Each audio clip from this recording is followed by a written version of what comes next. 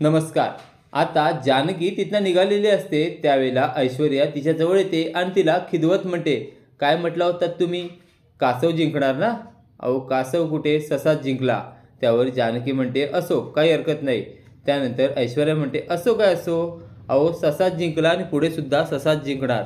त्यावेळी जानकी म्हणते, ससा नाही कासवच जिंकणार, अजून स्पर्धा बाकी आहे. उद्याच्या स्पर्धेत तुम्हाला कळेल.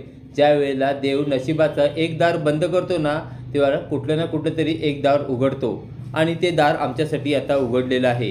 ते ऐकल्यावर आता ऐश्वर्या हादरलेली असते. ऐश्वर्या म्हणत असते की कोणतं दार नशिबाचं ह्यांच्यासाठी उघडलेलं आहे.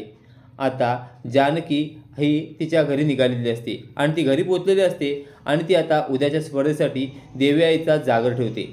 आणि जागरात जानकी आणि ऋषिकेश देवी आईला साकडं घालतात आणि म्हणतात, हे देवी आई, उद्याची जी स्पर्धा आहे ती आमच्यासाठी महत्त्वाची आहे. ती स्पर्धा आम्हाला जिंकायला पाहिजे, त्यासाठी तू काहीतरी कर, असं जानकी आणि ऋषिकेश देवी आईला सांगत असतात. आणि त्यांच्या जागराचा आवाज खणखण असा येत असतो. ते एकदम छानपैकी देवी आईची भक्ती करत असतात आणि इकडे जागर चालू असतो.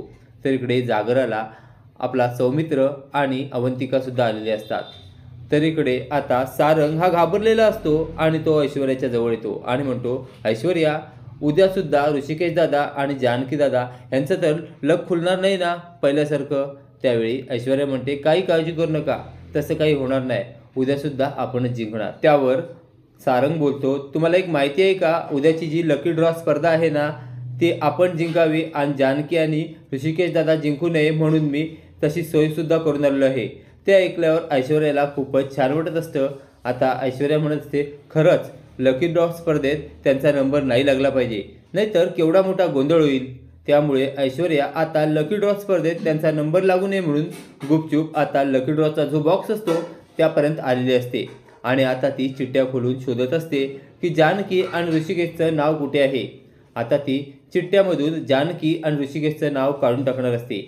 ती बघत असते आणि तिची चोरी नेमकी तेथील अंशुमन विचारे बघतात आणि अंशुमन विचारे म्हणतात, कोण आहे तिकडे? त्यावेळी ऐश्वर्या घाबरते. ऐश्वर्या तिथे लपून बसते, पण अंशुमनला कळलेलं असतं कोणतरी तिथे आहे.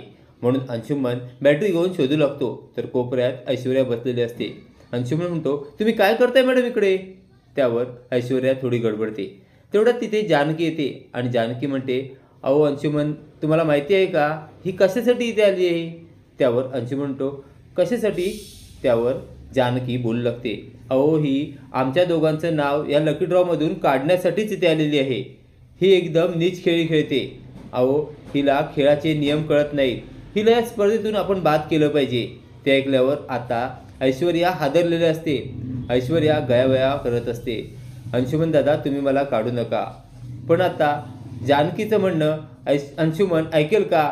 आणि आता अंशुमन त्यावर काय निर्णय घेईल ते पाहणे कमालीचे ठरणार आहे. असेच मालिकेचे नवनवीन अपडेट पाहण्यासाठी व्हिडिओला लाईक आणि चॅनलला सबस्क्राईब करायला विसरू नका. थँक्यू.